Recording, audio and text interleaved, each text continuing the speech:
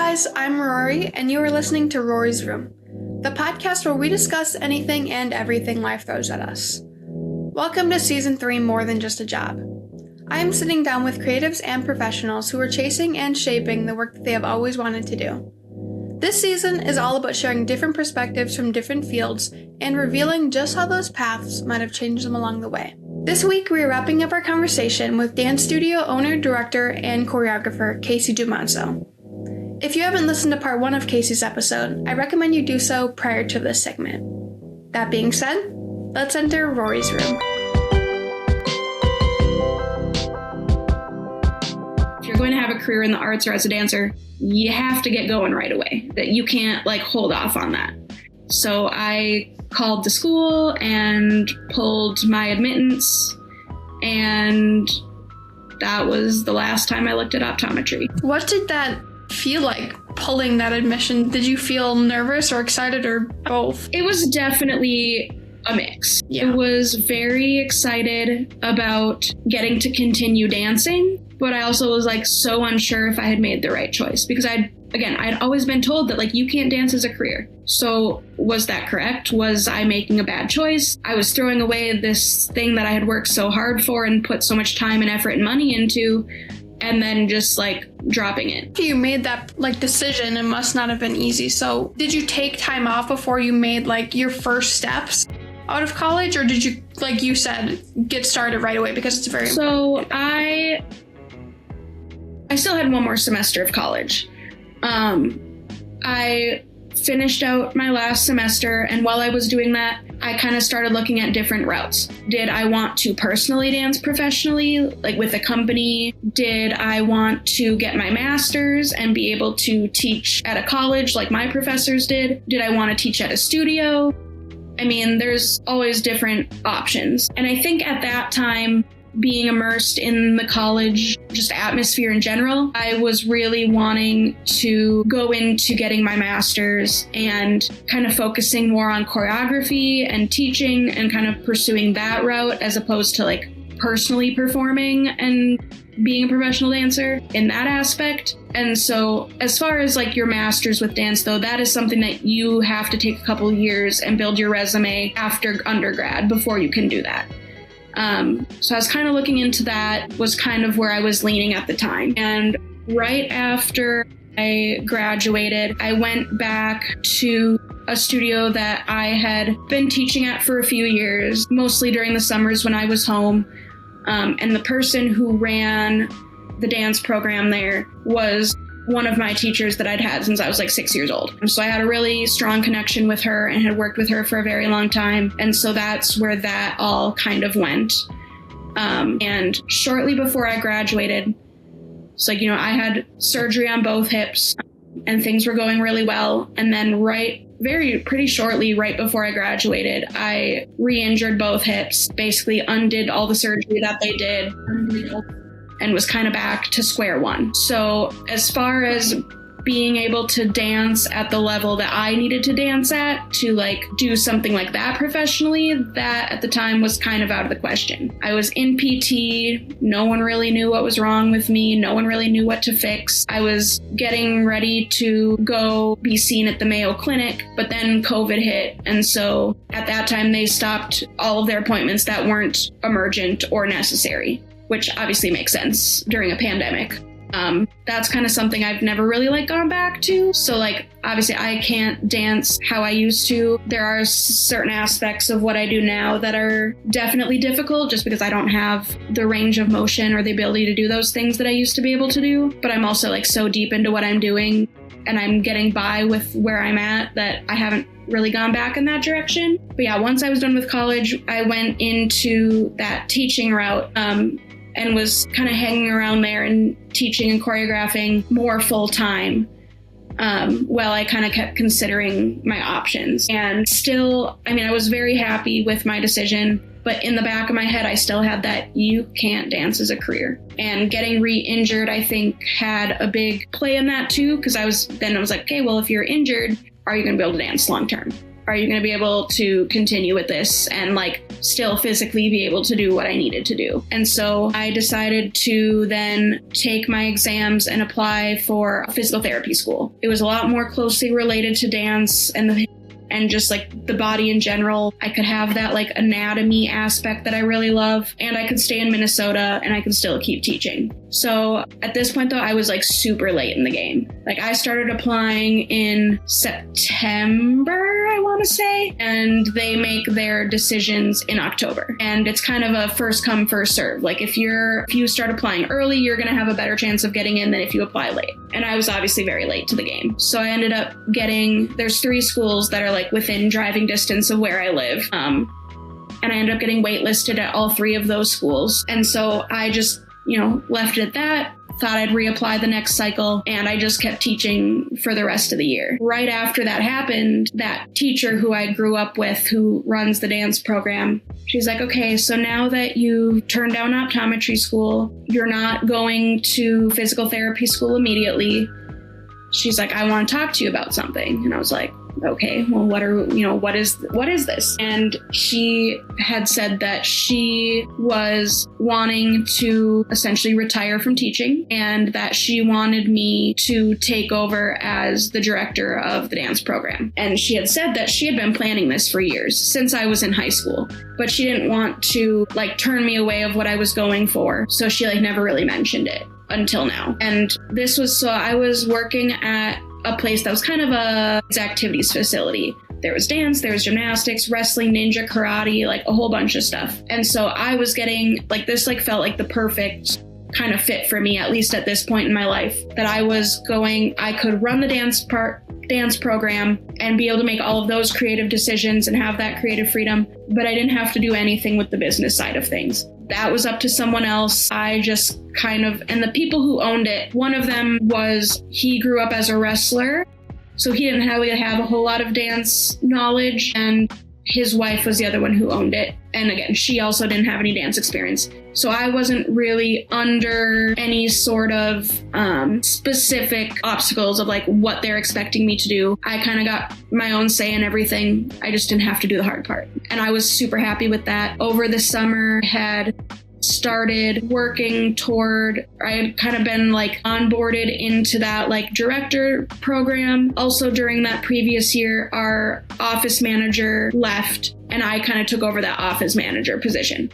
I still wasn't working with the money or the business aspect of it, but I had a lot of experience with like day-to-day operations and all of that. And so at the time I was working basically 2 full-time jobs. The teaching was a full-time job and the office managing was a full-time job. I didn't mind. I was happy doing it. I got paid well. The people I worked for were amazing. And so I was like, hey, this is great. This is where we're at. Through the summer, I started working, kind of taking over that director position. And then a week before our dance season started, the owner was calling everybody into the office, and I was going to be there late that night. So I was watching him pull people in one by one, and I was the last one. And so when I went in there, I'm like, I don't know if we're discussing like pay for the upcoming year or like salaries or like whatever was happening. But I was definitely not expecting him to go in there and say that he sold the business and that the new owner was taking over effective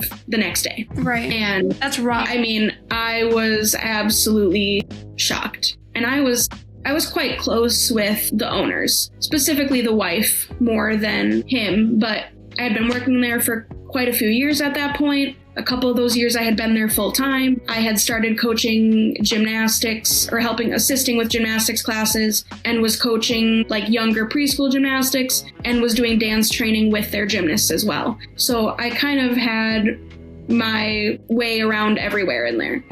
And so getting like blindsided by something like that was it was crazy. I was kind of speechless at the time, but they assured me that this new owner owns multiple gymnastics gyms. He knows what he's doing. Everything was going to continue on basically unaffected, and that they were going to try to make the transition as smooth as possible. And so the next day, the assistant manager, the person who was kind of going to be the front face of their new operation, came in, and I just talked with her. I was talking on the phone with the new owner, and I was just getting red flags immediately. And in my head, I'm like, okay, if this is the first things I'm going to be hearing from someone who is now going to be the new owner, I'm their employee, and these are not things that I want to hear immediately. I was very cautious. I was very concerned about what was going to be happening. But I was like, okay, I just have to give it some time. Like, we literally have a week here. There's not a lot of time to figure things out. And so within the next few days, things just kept spiraling. He was offering me, basically a promotion because I was the one there who knew the most about what was going on. And so I was basically kind of being promoted to like the other, we were like co-managers. This one woman that came in that I first met and myself, because I knew the day-to-day, how everything was working. They wanted to use me to, again, make this transition super smooth. And I was the only one there who had dance experience. They had none. All of their other gymnastics gyms they had owned were specifically gymnastics. And so like they were very interested in this gym because of the dance portion of it. And so at that point, I was kind of what they really wanted. However, things just kept spiraling. I did not meet him for another week. It was 3 days before we started for the season. I was still hanging in there, hoping things would get better, or that maybe I was just overreacting. And I had 2 other dance teachers who were teaching with me, and they came that day and met him as well, and they had the same bad feeling about everything. Over the next few days, we were still trying to make it work, but one of the teachers decided that she wasn't going to follow through, so we were down to 2, and we were going to do whatever we could to make it work. And over that weekend, so it was like over the weekend, our season was supposed to start Monday. Legally, things got really complicated. He was trying to get us to sign things that weren't complete and trying to get us to sign them before they were complete without like full explanation of anything. He was actually trying to move me to strictly an office position and take away all of my teaching. Yeah. Wow.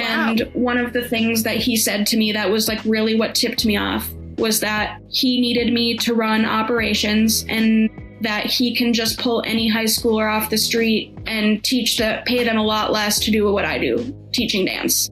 Yeah, I'd be walking. And it was like at that point, I was like, okay, this is insane. Because when I took over the job as the office assistant, I was happy to do it, but I said my teaching takes priority. And that was my focus. And if they wanted to start pulling my teaching hours, then the office managing had to go away. And they were very supportive of it, the original owners, and worked with me really well with all of that. And now he's like, well, what you do is something anybody can do, and we'll just hire a high schooler and pay them as little money as possible, and the outcome will be the same. And that really threw me off. We decided, so both myself and this other teacher, we both decided that we were done. So it was the day before our season started. We both let him know that we were not going to be signing any contracts. We were not going to be working for him. The amount of hostility that came out of this man was...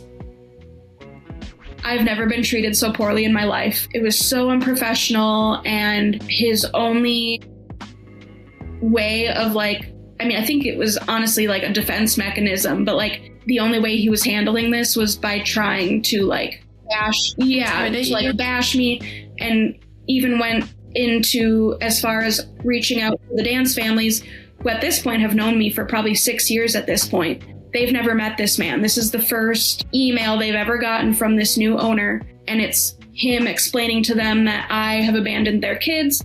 I have been extremely unprofessional. I led them on to believe that I was working there. Basically that I was the most unprofessional person he'd ever worked with. And yeah, which, I mean, I know, me.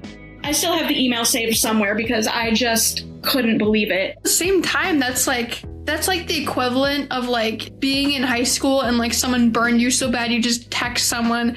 And as being a business owner, that is so unprofessional. And texting Right. families Yeah. is insane. And so at that point, so I had reached out to the families that morning. I had to be very careful about my communication with them because I couldn't use our operating system to contact them, because if I was logging in with my password, and onto that and emailing them, they could see that and they could use that as me trying to poach their clients, basically. So I reached out to all these families who, again, I've known some of them for 6 years at this point, and they're going to trust me over this guy who showed up, hasn't contacted them in the week that he's been in charge now, and the first thing they're hearing is that basically I'm horrible. And I never said a single bad thing about him to them, even though I was thinking all the bad things. But the email I sent to them was that there were 3 options. 1, they could try and stay at this location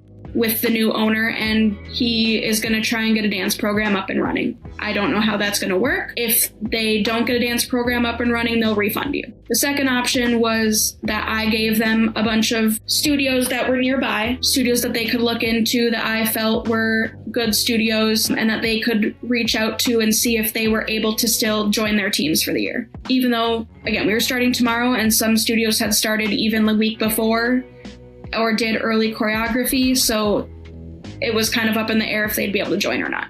And the third option was that I would maybe try to get something up and running. I had no idea what I was doing. I had no clue if that was even possible. I had no idea how to run a business, but I was very attached to my kids, and knowing for me how important dance was as part of my life, having if I was told the day before my season started that your dance studio is gone, you can't dance this year, that would have been devastating.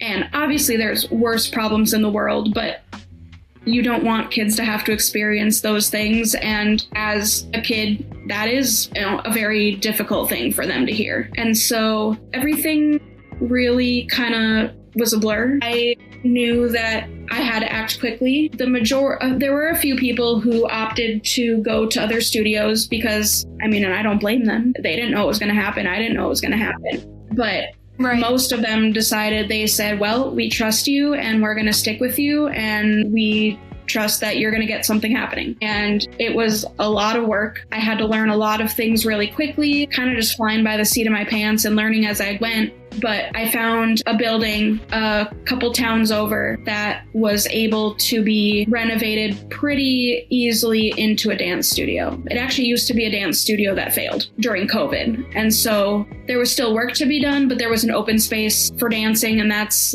really all we needed at the time. And within 2 weeks, we were up and running. And I still don't know how that happened. A lot of sleepless nights, but pure adrenaline. The families were so supportive of me. My family was so supportive of me. My roommate was awesome in helping with all of that. And I know people who have opened studios, and the process of the idea of it happening to it actually happening can take well over a year. So getting it all up and running in 2 weeks was partially luck, but a lot of adrenaline. And that should say something about your work ethic too.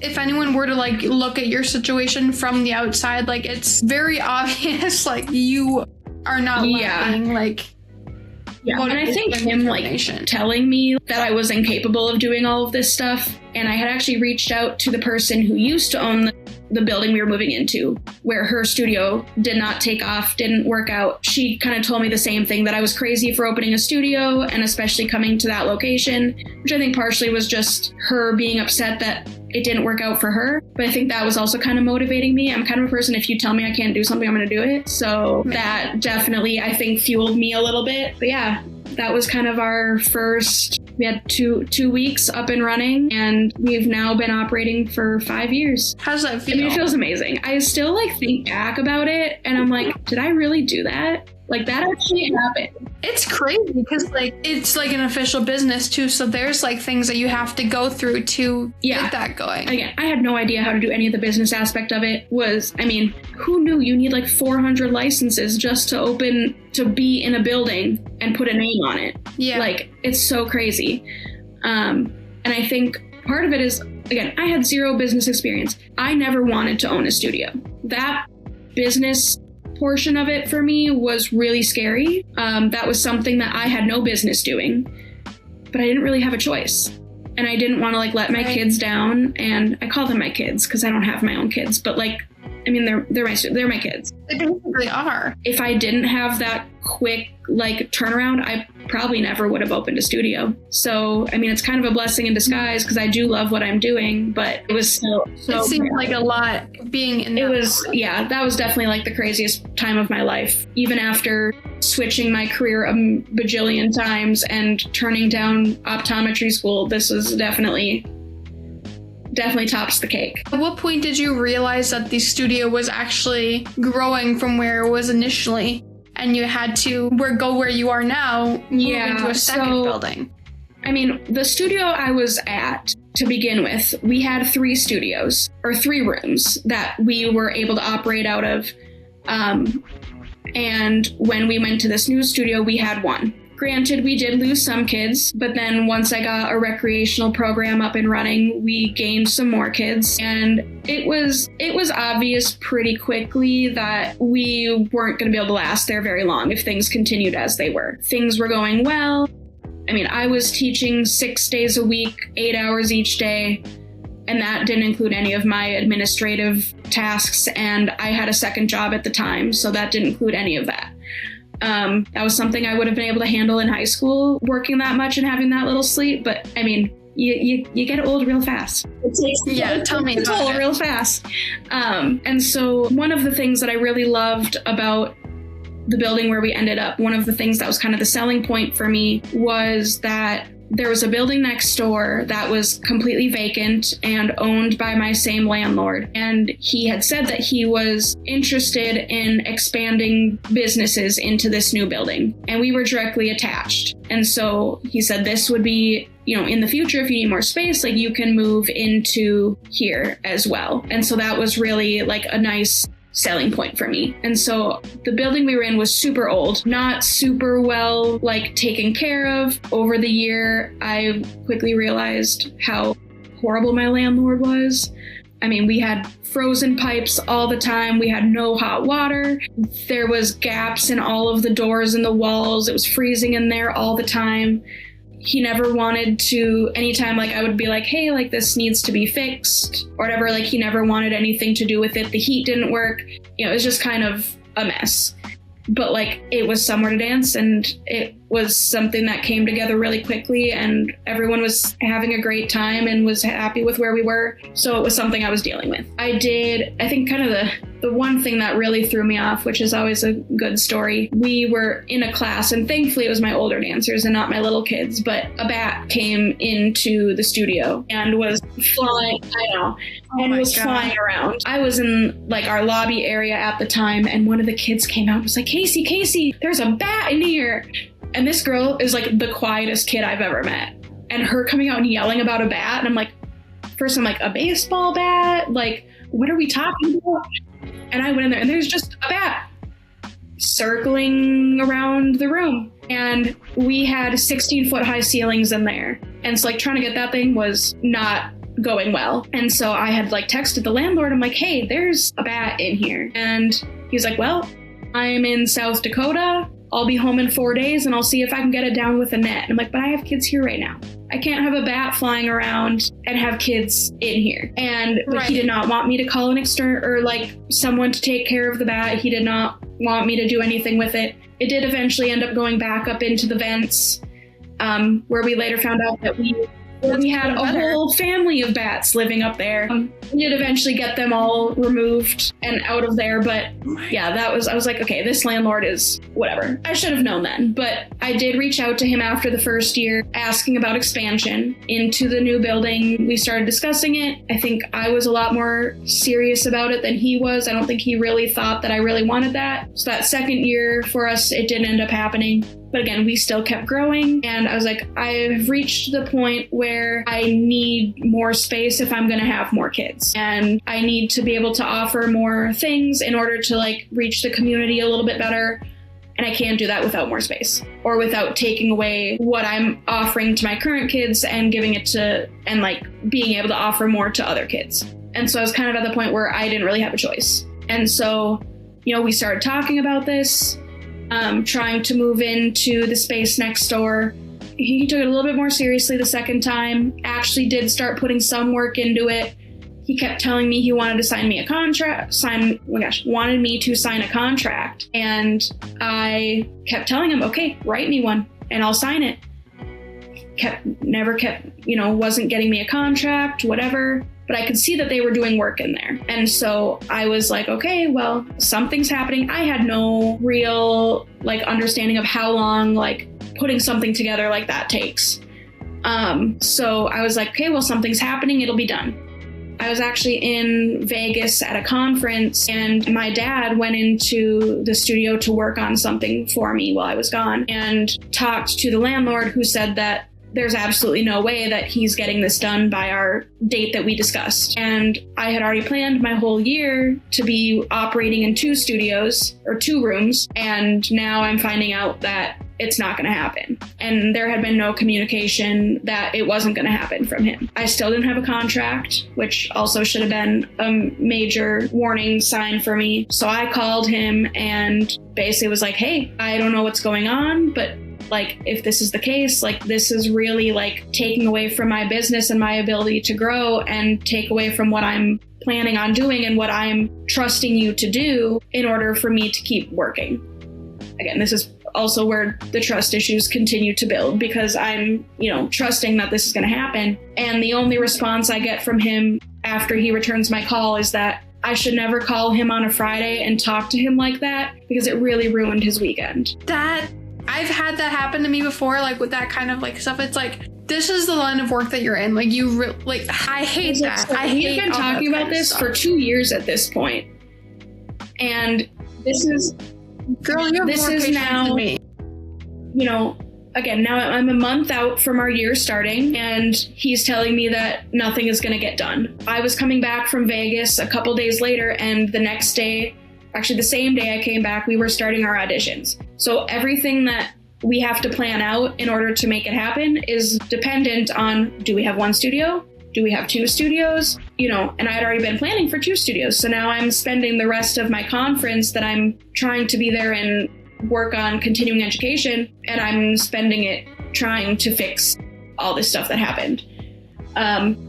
He blew up at me when we came back. He actually physically threw the contract at me after I asked for it again. I was just like, I'm done. That's a whole other conversation. And I've realized very quickly, working in rural Minnesota, that middle-aged white men really look down on younger women who are trying to be in charge. It hurts their little ego. And this has been a recurring theme. And if I bring something to their attention, or I try to get them to do something, they just kind of ignore it. But as soon as I get another man in there to tell them what to do, they're on it immediately. I don't like to think that people are like that, but it's been pretty apparent. It's been proven.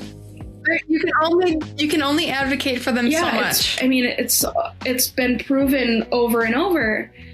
And obviously they're not all like that. I've just been getting really lucky, apparently. And so after that, I think we had 3 years that we stayed in 1 building with 1 studio. And I think we could have probably grown a little bit bigger had we been able to move sooner. But it was during this 3rd year that I, kind of by coincidence, there's a bar down the street from where our studio is. And Waverly is the rinkiest stink little town in Minnesota. There is 1 strip of businesses. Most of the buildings are vacant, or I think I saw there's a Domino's, there is a bar, and there's a dance studio now. And that's really it. There's stuff in the surrounding towns. There's 1 gas station. That's it. So some of my parents of the kids, when their kids were dancing, every Tuesday they would go to the bar and get dinner. And there was one day that they had been talking about me looking for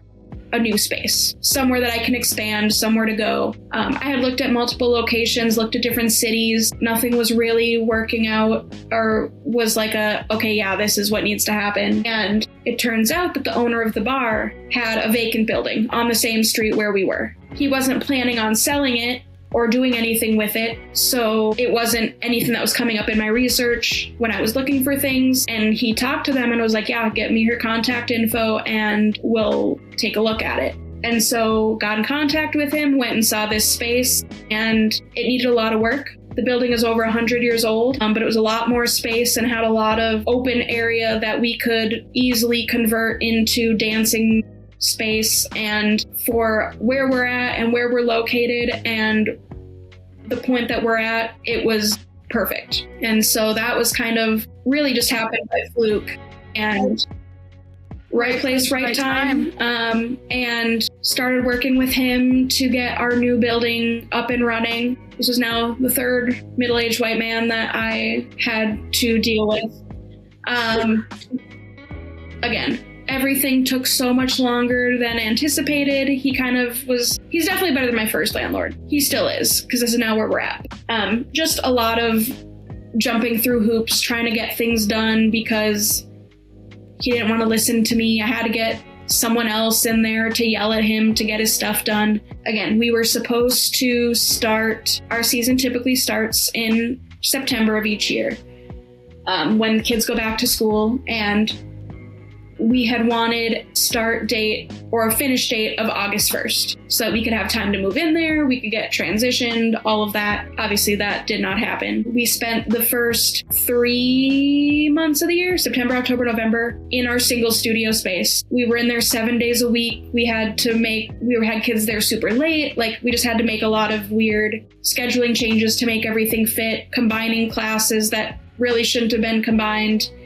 Again, people still stuck with me, amazingly. It was very frustrating for everyone involved. And by December, we had one of our studios finished in the new building. So just to get everyone on a better schedule and have more space and time, we were operating out of 2 buildings at the same time. And so I'm sure everyone in the town really enjoyed me walking my little chicks behind me from one building to the other through the snow in their parkas to get to the building every day.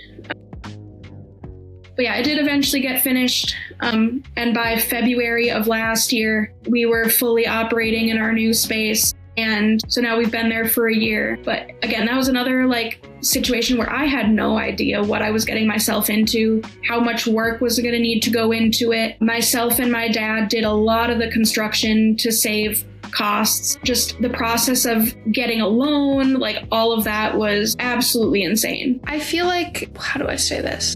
There's so much not talked about in terms of female business owners that they have to go through that many other people wouldn't. And I think that's something that a lot of people don't want to acknowledge because of just the simple women versus men owning business thing. Some people teach for you, but you handle pretty much everything else. Teaching, operations, social media, all that kind of stuff. Besides what we just talked about and having to deal with all of these challenges, are there other responsibilities that you would have never expected to have to do? I don't think, growing up in dance, I was kind of expecting all of it apart from the business side. On the dance side of things, I absolutely expected to be doing, searching for all the music, cutting all the music, editing, making costumes, designing costumes, choosing all the costumes, registering for all of our events, doing all the choreography, setting up schedules. All of that was fully expected. I think, the other thing is I'm also the maid. I am the second parent for a lot of these kids. Some of them spend more time with me than they do their own families. So then, I become their doctor, their masseuse, I become their therapist, I'm constantly helping kids with homework. Sometimes I have to help drive them. I get called mom all the time, which, they do feel like my kids, and I have a very good relationship with all of them. And so, and I don't know I know a lot of other teachers feel the same way. I personally I like having that relationship with them and getting to know them personally and as an individual and being able to be there for them, whether it's dance related or outside of dance, and just, being able to be that person for them. So that also plays into all of it. But yeah, I'm finding something new every day that needs to be added to my jar of things I've done. Specifically, me and my dad we had some help from contractors, but we did a lot of that building construction ourselves. So now I can be a contractor too. Add it to the resume. Yeah. How do you go about setting boundaries with like the kids and parents in such like a close, intimate environment? I definitely have a professional relationship with my kids and my parents, but I also am not going to turn like them away, like times be like, okay, well, like that's something we can't discuss, or that's something that can't happen because I'm a business owner and not your friend. I think there's a balance between the two of those things. I obviously, like, everything I do, I'm always clearing with parents first. And like, I'm very open about how I interact with my students. This isn't a situation this isn't like school where it's educational and there's so much other support staff that like a lot of those things have to get passed off to. This is something that's a pastime for them, something that they're choosing to do, something that they're paying to do. And I mean, there's a million dance studios out there, but I think the person you end up working with, like the teachers that you have and the people you end up working with, makes or breaks what happens. And I 100% I think agree. coming from a really big studio where sometimes you were just a number, but also seeing how really small studios operate and them not always having like the best dance education or not having a whole lot of opportunities for growth or just kind of being solely recreational, which again, not a bad thing, but I really wanted to kind of combine the two, like what I liked from the big studios and what I liked from the small studios, and get rid of what I didn't. And so I feel like we have a very unique community that you don't see at a whole lot of studios. We are all very close. The dancers are close with each other. The parents are close with each other. I'm close with the parents. I mean, there's been multiple times where I've like house sat for people or had to babysit their kids. Like, it's less like, I mean, it's still professional relationship, but it's more like a family relationship than like, okay, I'm here to take your money and teach your kid and then get out at the end of the day and that's it. Yeah. I feel like that's probably what like makes them so loyal to you, is that you're willing to go above and beyond. And I think them also experiencing what it took to get the studio up and running initially kind of allowed them to have a better understanding of like everything that goes into it and like everything that I've done to make it happen. So I think that also like helps with the loyalty as well. And I'm not a person, I know that like my business vision and like how I run my studio is not gonna be what every single person is looking for. And I'm never going to pretend that it is. If someone comes to me and is like, okay, well, I'm looking between this studio and this studio, so like, you know, tell me about you, which like I'll tell them about me, but if they choose the other studio, I'm not going to beg them to stay. If they don't want to be with me, I'm not going to force that, because that's just going to cause negativity. And in a business where I'm working with a lot of teenage girls, where there's a lot of drama and negativity, a lot of the times we have a very positive environment with very minimal drama. I think partially because of that. And I'm also like, if someone wants to leave, I'm not going to beg them to stay. If something is a better fit for them, that's good for them. And I don't want to push that to a point where it starts negatively affecting me and then in turn affects my students and their parents and then eventually future clients as well. No, I think that's a really good way to look at it too, because it is, you are in this for the kids. You're in this to give them a good experience. So I think looking at it in that attitude is very, very healthy. In terms of having to balance everything, how do you divide your time between teaching, choreography, and all the responsibilities with running the business? Yeah. And having a life, of course, outside of your work. I don't have a whole lot of life outside my work. But again, I love what I do, so it doesn't feel draining usually. I mean, obviously there's days that, like, as with any job, that are harder than others and certain things that come up that you don't want to deal with, and that's just the way it is. But overall, like, I do really love what I do. The business side of things is definitely harder for me. I am a very creative person, and I've always been a creative person, and anything that involves sitting down at a desk, looking at numbers, like typing, like anything like that, like I just don't want to do it. And I mean, I do it because I like what I'm doing and I know it has to be done, but it's definitely my weaker area. I'm definitely not going to be like, you know, someone who's like running a multi-billion-dollar company by any means. But again, I also don't want that. I want to stick with like my moral values, and to me, obviously money is important, but it's not the most important thing to me. That doesn't really define success in my opinion. Eventually I would love if someone else could handle more of the day-to-day administrative stuff and the business things. Right. But right now, that's not really in, where we're at right now, but we get it done. I complain about it, but we work through it, and then I get to go teach, and then I realize how much better that is and that it's worth it. So in so many words, Kasey, what does it mean to you to run an independently operated studio? I think I still think about how the heck did I end up where I am, between switching my career path a million times to eventually opening a business that I never thought I would have. It's just it's like something I'm definitely very proud of, which is not something I usually say about myself. But I also like being able to run something in the way that I feel is best and put my moral vision into everything. I feel like I have a lot different kind of expectations of what I want my business to look like as compared to other business owners who have more of a business background. And I think that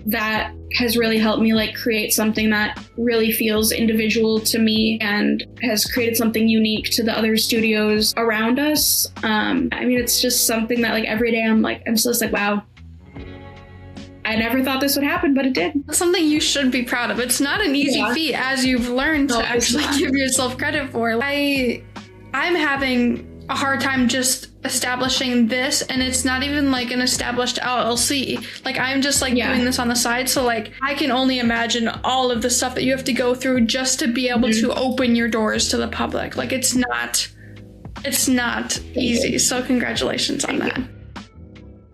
Moving into the teaching area of things, a big part of your work is with the kids, as you've said. What do you love most about working with younger dancers? I love that they're so open to new things. When you start with a dancer who's very young, they're not afraid of anything yet.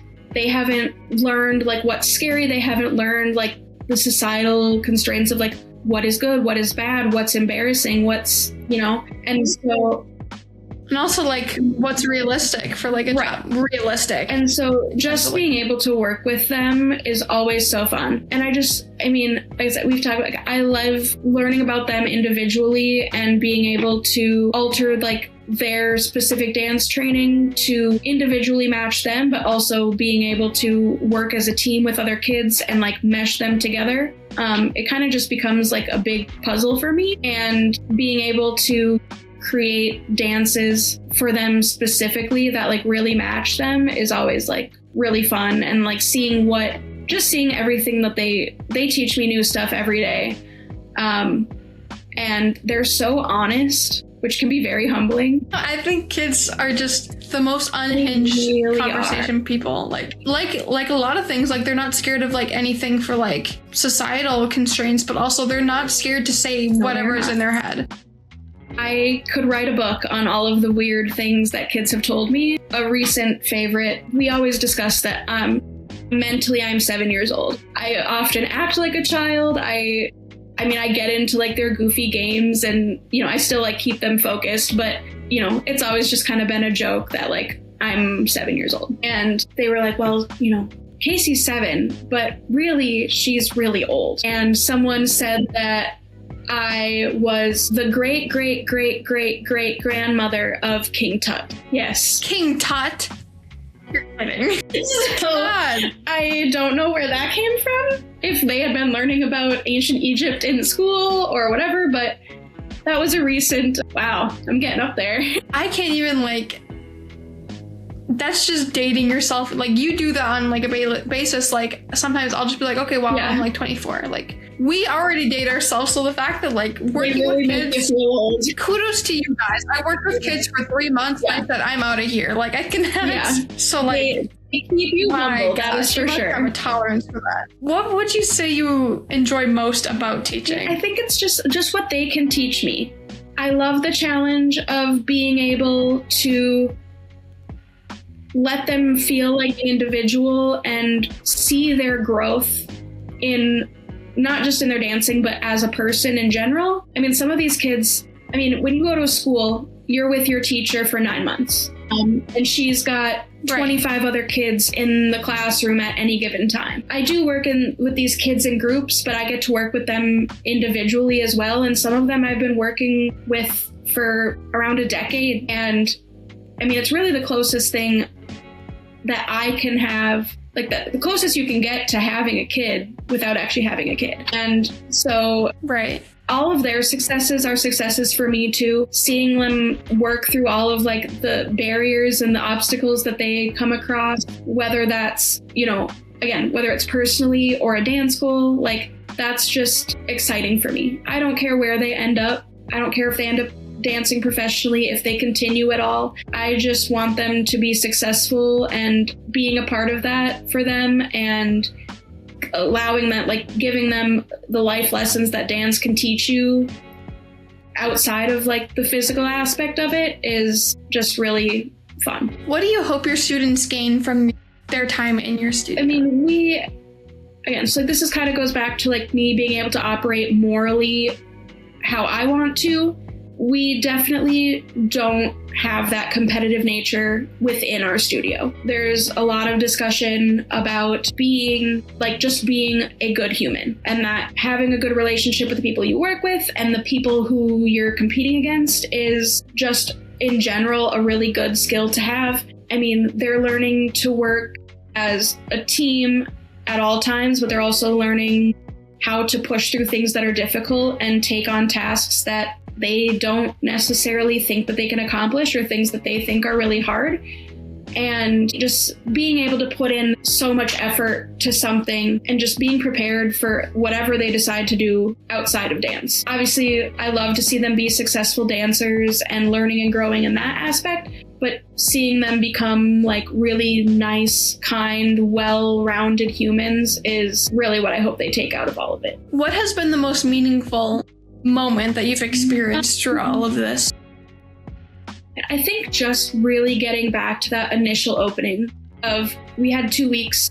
I had so many people stick by me and help me through all of that. And that was really like kind of a really important moment to me. And then, you know, there's this foundation called ADCC, which at many competitions that we go to is an award that's given out to a studio that like really exemplifies like diversity and artistry, and on top of that, and like their dance ability is also like just good people to work with. Like they've got, I mean, just the kindness that they're showing backstage and the support for the others. And it's many competitions give it out to one studio at the end of the weekend. And just this last weekend, we received our 4th one that we've received in the last 5 years, which again, I don't like getting awards, and like that material thing is not a super important thing to me, but being able to, it does feel nice, and being able to see that what I'm doing is the right choice, and that by running something differently than a lot of other places is beneficial,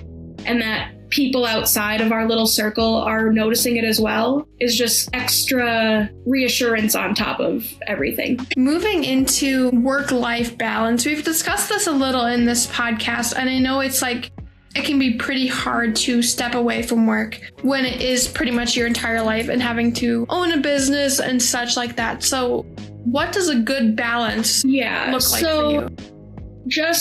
This is the first year that I haven't had a second job on top of the studio. So that has helped some with being able to have a life outside of work. Or even, I mean, I don't have a whole lot of a social life outside of work, but just being able to not be focusing on work all the time.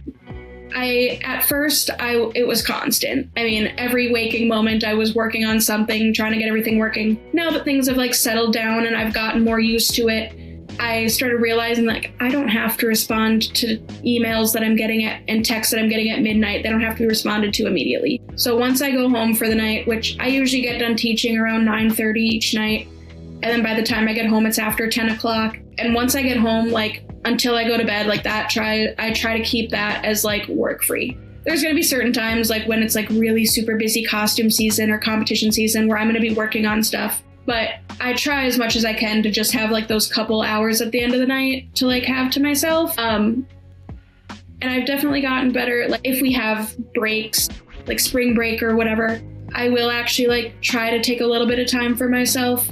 So like if I do take that little break, I come back like feeling better about things and like ready to go. Cause I'm like, okay, like I missed my kids and whatever. But I get bored really easy. So like if I have a break that's longer than a week, I'm like ready to go back. I'm ready to see my kids again, get back to it. So, I mean, I'm definitely getting better at like finding that balance of keeping things going, but also like having a little bit of time for myself. But again, when I love it, it's hard when like you're so used to like having to go. And when again, it's something I love, it doesn't feel that draining. This question is like kind of philosophical. I mean, it's the question that I feel like isn't asked, obviously, because it's not always realistic. But if all of your business responsibilities were taken care of for the day, how would you spend your time? No work. Okay. I am a very creative person, and that does not stop outside of the studio. I'm not good at sitting still, so I will usually at the end of the night, if I'm done for the day, I like to come home. I like to watch a show. Could be a million different things. But I get to see my dog, spend some time with her, and then I will usually be doing some sort of crafty or creative thing, whether it's, I like to crochet or do all sorts of different crafty things. So that's usually will continue when I get home as my relaxing. Gosh, now I wish I would have brought one of your crochet things in here so I could put it in the someday camera. Maybe I'll have an Etsy shop on top of everything else I'm doing. How would you describe your path to where you are now in terms of like, besides the whole story thing, like if you had to describe it in a few words, what would it be? I think I've just really realized that like where you end up doesn't have to be linear. And it certainly hasn't for me. It's been so long and winding, and there's been so many obstacles along the way. But if I would have taken that linear path that I was originally planning on, I obviously wouldn't be here. And who knows if I would be happy with what I was doing. So I think that's just kind of, I've learned to allow things to be messy and that they don't have to go as planned for them to be successful. That's one thing I really like about this season is that sharing all these different experiences from these creators and caregivers alike. I think it's not talked about enough that like all careers aren't supposed to look the same. Like even like dance teachers, like I interviewed another person who is also an instructor and choreographer, and like it's not going to look the same as yours. You know, like filmmakers, it's not always going to look the same. There's so many different aspects of things that I don't think is talked about enough, especially in like going from high school to college or just like even growing up, that like we're kind of all taught the same things, like especially in public school. So it's like I feel like there's kind of like a stigma that you're supposed to look a certain way as you get older, and that's just not how it is. What do you think you would have missed out on if you would have chose the more stable route of optometry? I honestly think I would have missed like having that unknown aspect every day, like having those like challenges to go through. Like my life definitely would not be as interesting as it is now. Not that it wouldn't be interesting, but like definitely not what I've gone through to get here. I think more than anything, like I just would miss out on all like the time and lessons that I get from these kids that I get to work with. And I mean, I love like having an impact on their life, but they have just as much on mine. And when you're doing a job that you're not spending time with the same people day in and day out, you just don't get that same connection to people. What ways do you think that you've grown the most? Not just as a dancer, but also as a leader and teacher and also a business owner.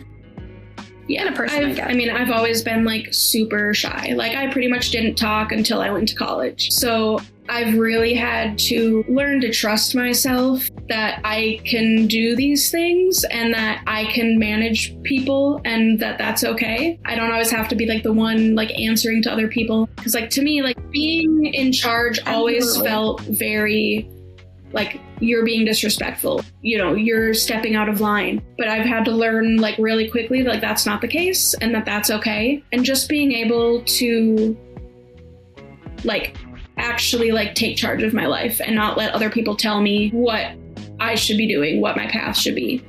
I think that's super inspiring, especially like being a female business leader, because like you were saying, we're learned to kind of keep our head down and like follow what everyone else is doing. But that's fun. If you want to own a business, that's not what you have to do. Like that's how you become a follower. And especially in like women coming into leading positions, it's not going to look linear because it's not usually represented. Like usually when you think of like CEO, like we're taught to think like, ooh, a man in a really crisp suit, you know, that really agitates me. So it's like, I love seeing confident women in big positions. You know, I wouldn't go around and like say that I'm like a super confident person. I never have been. I don't think I ever will be. But like that is something that like has grown in me exponentially over all of this process. What are you currently looking to pursue moving forward, whether it's a goal, an idea, or even just anything for the studio? We've been doing this for 5 years, but it's still like, in comparison to a lot of studios, like that's still very like new. I think it would be, so right now I'm really just like working on growing our numbers and like trying to have a little bit like figure out what I can add to the community around me and how I can be a better, like just have more opportunities for people. I mean, ultimately, I would absolutely love to be able to build out a building that is specifically meant for dance. The place we're in is over 100 years old and it fully works for our purpose, but it was never intended to be a dance studio. So there's, you know, physically there's restraints that we're going to run into and space issues, but like being able to like have something from the ground up would be, ultimately would be a fabulous goal, but that's many years down the road. Do you see yourself potentially in the future like opening for internships or anything, like even if it's just unpaid for like opportunities and such? I haven't thought a whole lot about that.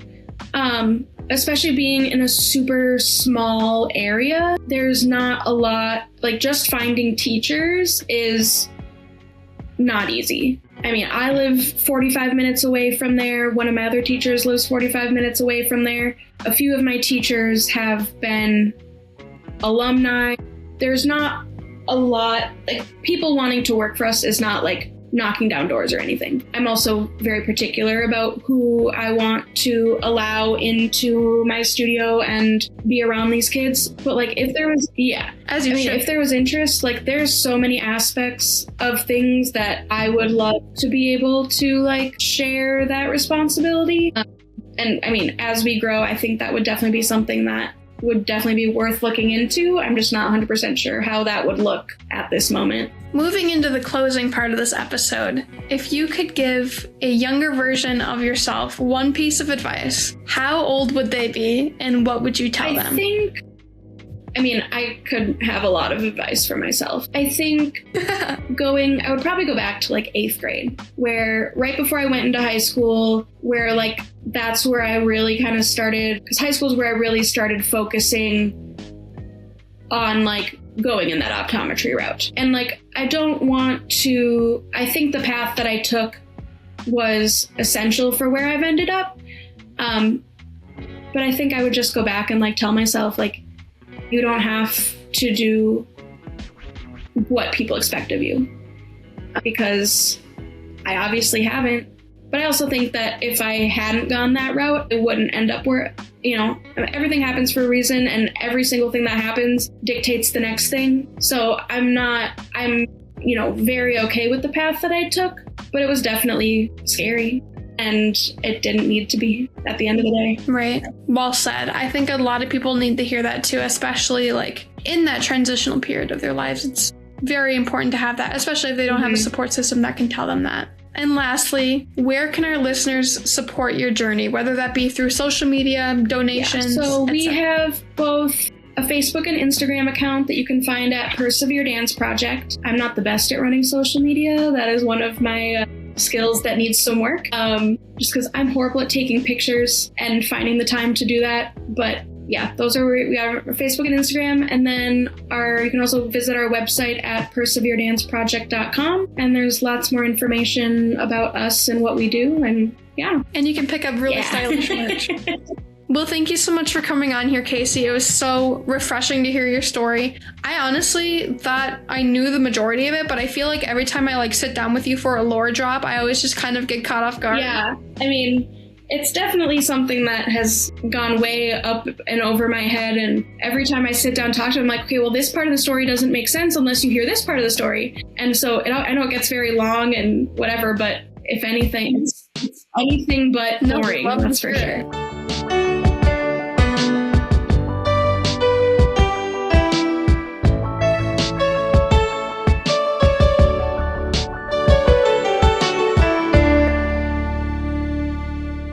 Rory's Room is written and produced by myself, Rori Nicole, and you can find the show wherever you get your podcasts. Theme songs and background music were produced by TJ Borkenhagen. You can follow Rory's Room on Instagram at Rory's Room, and follow me at itsrory_x for updates on the show and a few more glimpses into life behind the mic. If you enjoyed today's episode, drop a review wherever you listened in.